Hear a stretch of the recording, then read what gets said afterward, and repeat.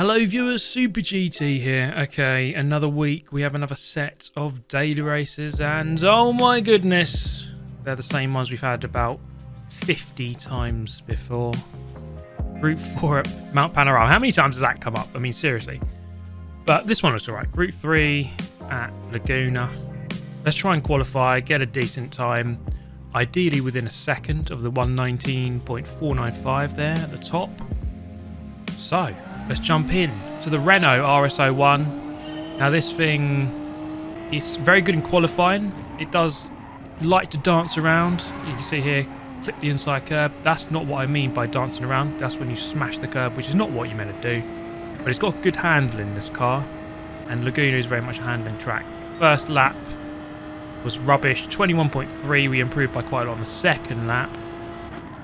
And we're just really trying to gauge what we can get away with around this circuit in this very car.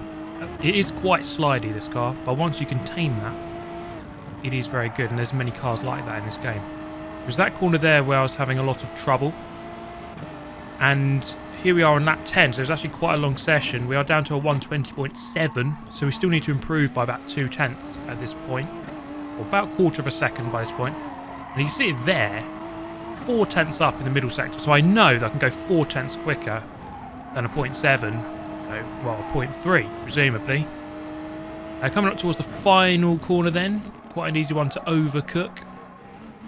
Pretty much get it okay. And then over line we go. It is an improvement, but I lost 0.2 near enough in the final sector. And that was basically the story here. Look, I could go quick in the first sector, more than a tenth, more than a tenth again, more than a tenth again. So I know I can definitely go quicker. But then it always seemed to be a case of fast in the first sector, absolutely bottle it in the middle sector, and then maybe an improvement in the final sector. So I just really had to hook up the lap, and then eventually it would come by lap number 20. This is the end of 19. Of course, you have to get the final corner right to get a good start to your lap. So make sure you do that, obviously. Across the line, so that was a 20.6. I was fairly consistent in the high 20s, low 21s. But to string together that low 20, well, it took 20 laps, and here it is. So by this point here, near enough the 10th up out of the first corner. You have to commit quite early to this corner. Just avoid the big red sausage on the inside. You do not want to clip that, big boy. 0.2 up in the first sector. So that's probably the fastest first sector I've ever done in this car, well, in this session. And then into the long left, turn 4. Is it turn 4? 1, 2, 3, no, turn 5. Maybe turn 6 officially on a map, I don't know. The corner numbers are always a bit off, aren't they, on most tracks. Up the hill towards the corkscrew, and I was braking a little bit too late, and I found that by braking a little bit earlier, getting your left wheels into that green, just about there, and then kind of straight line the corkscrew as much as possible. So I'm a bit slow in that middle sector, but not by much, 0.022, so that's decent. So we're carrying about a quarter of a second of an advantage here into the final corner. If we can just get this right, this should be a decent enough lap. So we're looking to improve on a 120.568. What is it going to be? It's going to be a 20.276. So that's about 3/4 of a second away from the number one time in the region, which is not too bad. I'm quite happy with that. Let's look at the split times. No surprise that I did not connect the best sectors in one lap, but I wasn't too far away from my optimal lap, so that's pretty good. So the Rs01, the Renault, really good for qualifying, not good in the race. It's really bad on its tyres. So I'm going to go for a car that I know pretty well, the Lexus RCF. Usually the reliable fallback car. When you don't know what the hell you're doing, when you don't know which car to use, I'll just go for that. This is my first race. Let's see what we can do. Starting second, so that lap time was quite good. Going us towards the front of the pack. Let's see if we can try and win this one. The strategy. Okay, so we have to use the medium and the hard tyre, so there will be a pit stop involved. And of course, with the recent update in the game, the pit stops take approximately a year to do, which is longer than the race itself. But let's just try and get into this race as early as possible. As I said, it's my first race, so I don't actually remember what is the best car, what is the worst car, what car works what is the best strategy. So we kind of just go as quick as possible, follow this guy, and then just see what works and try and make it up as you go along. So already the Beetle looking very, very sharp on this first lap. That corner there, probably my worst corner on the circuit. Never can quite seem to get it right. You do have to be very brave. Get very close to the sausage on the inside without touching it. And that is kind of a theme, especially through the first half of this track. Just riding sausages as close as possible. Just graze that one there. Into the final sector. And in towards the final corner. So he's broken the toe already. He's 9/10 ahead. So of course, we need about 3/4 of a second to be within the slipstream. So end of lap 1. Okay, I mean, we haven't crashed. We haven't got a penalty. That's a good start, although he has pulled away. 9/10 ahead by this point. But by the end of lap 2, he did set a lap there, and then I went quicker. So that's how you can tell if you're faster at the end of lap 2 than the person in front of you. If you set the fastest lap, well, you know you're going quicker. So that's some sort of refuge I can take in this race. The fact that, okay, well, maybe this isn't game over. It looked like he was a lot quicker in lap 1, but maybe I am able to win this one. If we just play the long game, it's going to be a 20-minute race. No need to give up at the end of lap 1. By the end of lap 4, or sorry, halfway through lap 4, I was pretty strong in the corkscrew compared to him. He was good in a lot of the first sector, and I was noticing every time through the corkscrew I seemed to be gaining even just a tenth or two, but that adds up over the course of the race. So the gap at this point here, about 3/4 of a second, but then he makes a massive error of judgment into the final corner, and that gap comes down immediately to 3/10 as we cross the line to begin the 5th lap. So I'm going to go for the gap on the inside. There isn't really much of a space, and then I released the brake, tried to go into it, and it was never really going to work, so I had to back out. Bit of contact on the apex, but I would have tried to back out early if I could. But then he opened the gap, and I thought, right, let's try it. If it doesn't work, I'll back out, and that's basically what happened. So we're going to have to try again here and regather our thoughts and try to go for another attempt. Are we close enough on this lap here? He doesn't get the best of exits, but I'm certainly not as close as I was in the previous lap. This one might require a bit of a dive bomb. Let's see if that can happen. He's going to cover the left-hand side fully this time, so there's not really going to be any chance. I'm going to try the old switcheroo, see if that can work. It's very difficult to do here at Laguna, because you can undercut on the way out, but then you're going to be on the outside for this turn here. Not going to work. I'm going to stick behind for now. This corner here, if you get a good exit out of this one, it's a viable opportunity into the next turn under the Mother's Bridge. It's not quite going to happen for me though, because I just grazed the sausage on the apex, and it just kind of just unsettled the car slightly. Not much, but just enough to not be able to go for the overtake. So we're going to have to be patient here if we want to win this race. Running out wide, following him in the slipstream up the hill. 4/10 behind here as we go into the braking zone for the corkscrew on lap 6. A little bit late, almost into the back of him. Thankfully not making any contact and not getting a penalty. Very easy just to drop all your wheels wide when you can't quite see where you're going, when you're right up behind the car in front. So we don't do that. Through the final couple of corners here. Now he's going to go into the pit lane very late. So we're going to go for one more lap. That kind of caught me off guard. I probably should have followed him in, if anything, but we've swapped an attacking race for now a very defensive race, because the Spaniard behind has caught up. I think he started about 6th or 7th on the grid, and he's clearly very quick. He's made his way slowly but surely through the order, and he's now right behind me. So lap 6, very much trying to attack and go for the lead. Now I have the lead and have to very much defend it.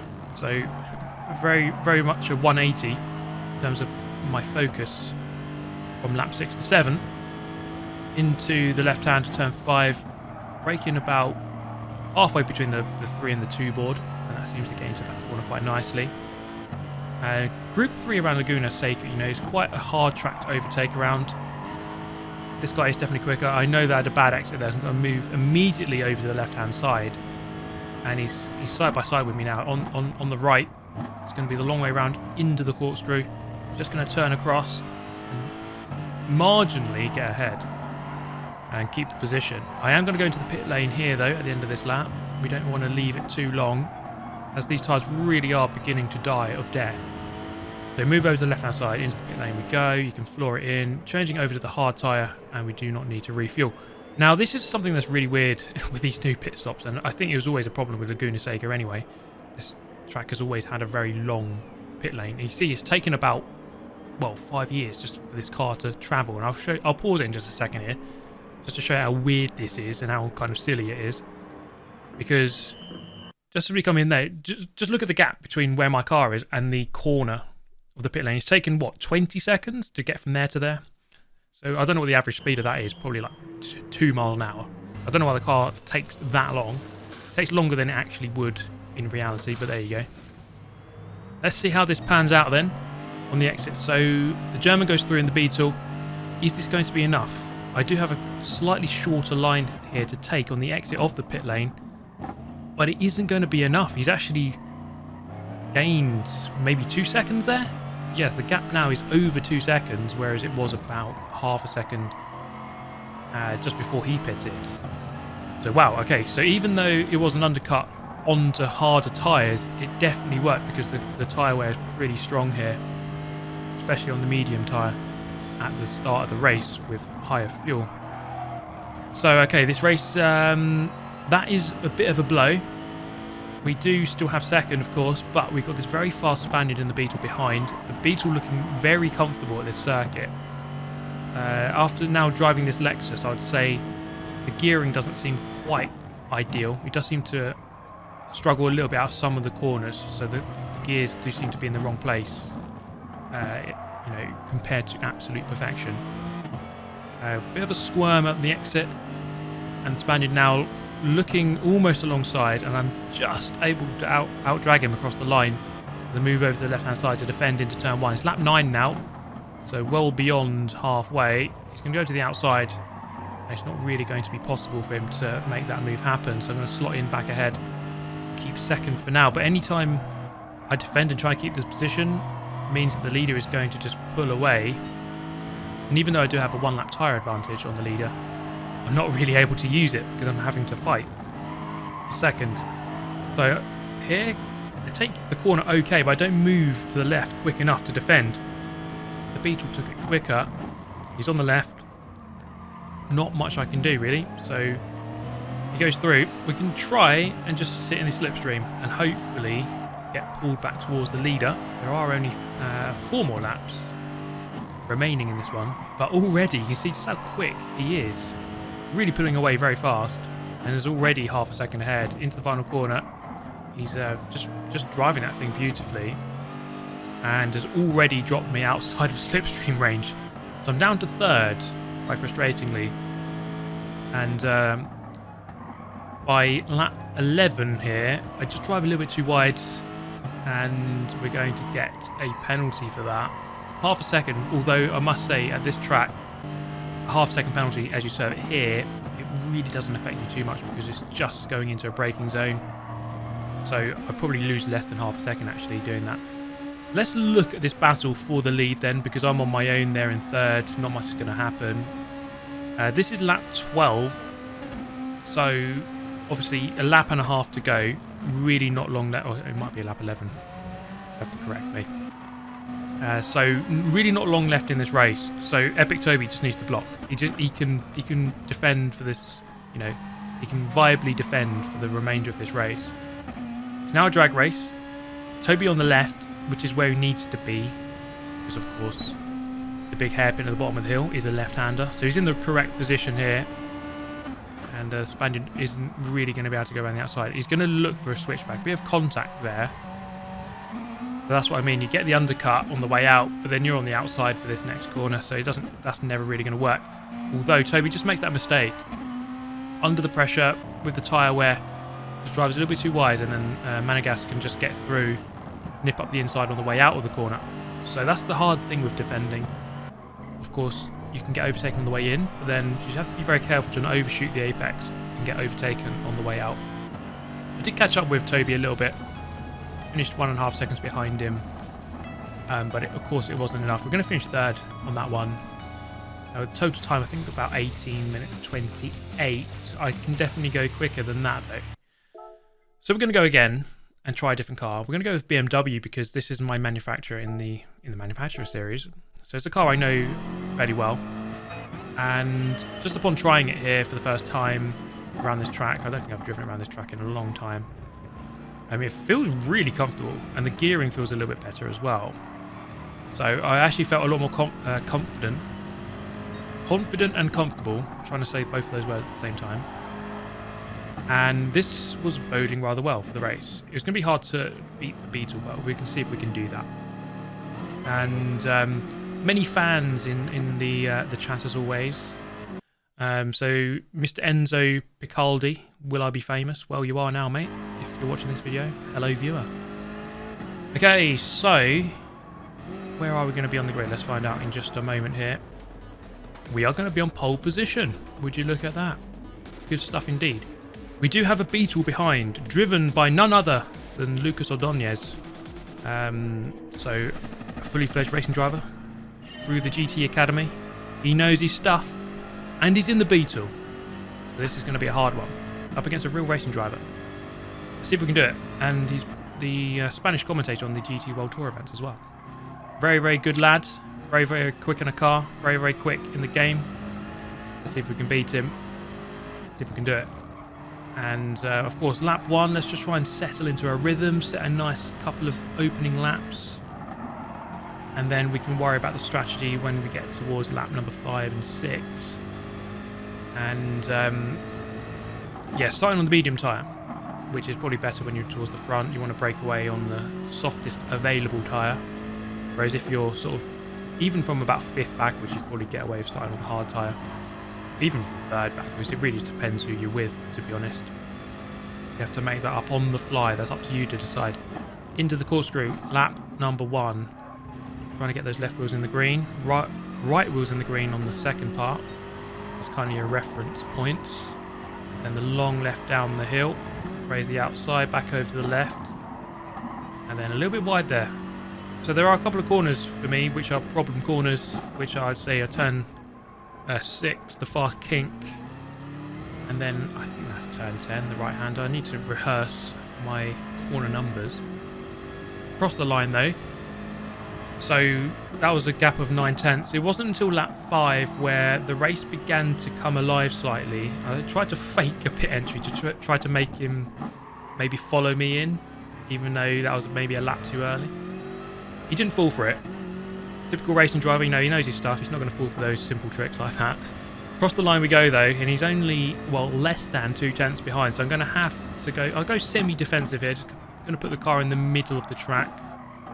That's, of course, the main braking out braking zone or overtaking zone on the circuit into officially turn 2, the hairpin at the bottom of the hill. And he doesn't quite go for it. That's okay. We can just, for the time being, just try to settle into that rhythm once again. This is where the 20 laps of qualifying comes into play, because you just get that regularity and you get that consistency down. We're going to go into the pit lane here though, end of lap 6. So the undercut worked in the previous race for the other Beetle driver, Toby. So we're going to try and repeat that, even though I'm the one in front. So hopefully I can try and get a bit of a gap here. Well, Toby was the one in front in the previous race, so it proves that it can work. The only problem, of course, is the potential of traffic. We do have a couple of cars here just in front, which will be on, presumably, worn mediums, maybe worn hards, but I'm guessing mediums. So let's see if we can just pull up to the back of this Italian here in the Peugeot.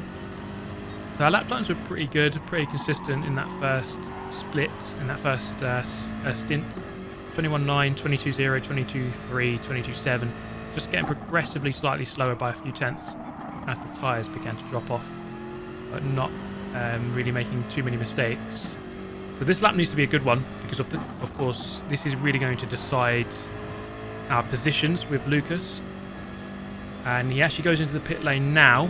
It seems like he should get out ahead, but obviously it takes so long for the car to actually get to the pit lane, as we've seen, that this really is no foregone conclusion just yet. We are catching up with this guy here, and he might just slow us up here. Have to just wait, have to slightly delay getting on the power. He does move over to the left-hand side. Maybe lost a tenth. I don't know. Not much, but that could be crucial. Out of the final corner, let's have a look. Where is he going to appear? You can see him there. It just appears at the end of the pit lane. This is going to be very, very close. As we go down in towards turn 1. By this point here, I really did not know which way this is going to go. Through turn 2 on the exit. There he is, right on the exit of the pit lane. He's just got ahead. Oh my goodness, how close was that? We're talking a matter of just a few tenths. Really, really, really close. He's done just enough. His final lap on that medium tyre must have been very, very good. Very, very clean lap. And my lap wasn't too bad, but obviously his out lap, or sorry, his in lap was just marginally better. I really need to get back in front as soon as possible. He has the tyre advantage. He pitted 1 lap later. His tyres are going to be better by 1 lap for the rest of the race. And ideally, I need to try and get back in front as soon as possible. The longer I leave it, the harder it's going to be. So I need to put the pressure on now and try to force this move as early as possible. It's not going to be easy. As the BMW, yes, it does feel quite comfortable around here, but it probably lacks the overall agility of the Beetle. And this is very much a handling circuit, so I don't know why I keep choosing these big, chunky cars. But there you go. On the exit of the final corner, end of lap 8, 5 laps to go, 4 tenths behind. Not close enough as we go over the crest of 1, down into the braking zone of 2. Close enough? No, nowhere near enough. So we're going to have to do a lot better than that if we're going to stand a chance of getting this pass done and retaking the lead. And Lucas, you know, the longer this goes on, he's just going to settle into that rhythm, and his tyre advantage will come to the fore, and he should be able to just pull away. So I need to get this done as quickly as possible. Just drops 2 wheels wide beyond the curb. That can affect you here. The sand, yeah, not particularly nice on your tyres. If you go wide on this circuit, go 4 wheels off the track, it can take like 3 or 4 corners to fully recover, and you can lose like more than a second. Really making a massive hash of that corner. And that was basically setting the tone for the rest of the race. This is lap 12, the end of lap 12, and you can see he's 1.6 ahead. It's not a huge amount, but it's just that the tiny differences. And I did have the problem now of Enzo Picaldi, who wanted to be famous, is now hunting me down, and I make a massive error again through that corner. Clearly my worst corner on the circuit, trying to send me to the Shadow Realm, and almost succeeding. So just the final sector here to go.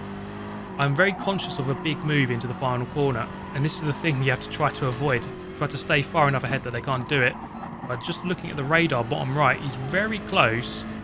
I'm going to take the racing line, but I don't think he's close enough to quite go for that move. Is Enzo, and he's not. So thankfully I just stay in second. He was hunting me down. The WRX and the Beetle, I think, are the best 2 cars for this race. So it's nice to try some different cars, the Lexus and the BMW. But I think if I want to have a bit more success, maybe choose one of those 2 cars, the Beetle or the WRX. But still, it was a really good race, and it just came down to very, very fine margins with that in-lap. And it was actually very enjoyable, actually. So it was good fun. But do let me know your thoughts on in general, the daily races. I want to know your thoughts, because just looking at those 3 races there, you know, especially the Group 4 ones, it's like, God, you know, we've done those about 1,000 times. To be fair, we've done Group 3 at Laguna a fair amount of times as well, but it's not such a bad race. It's just, it would be nice if they maybe change the lap count or the tyres or something. But that is all from me. Thank you so much for watching. Hope you enjoyed it. I'll catch you next time. Goodbye.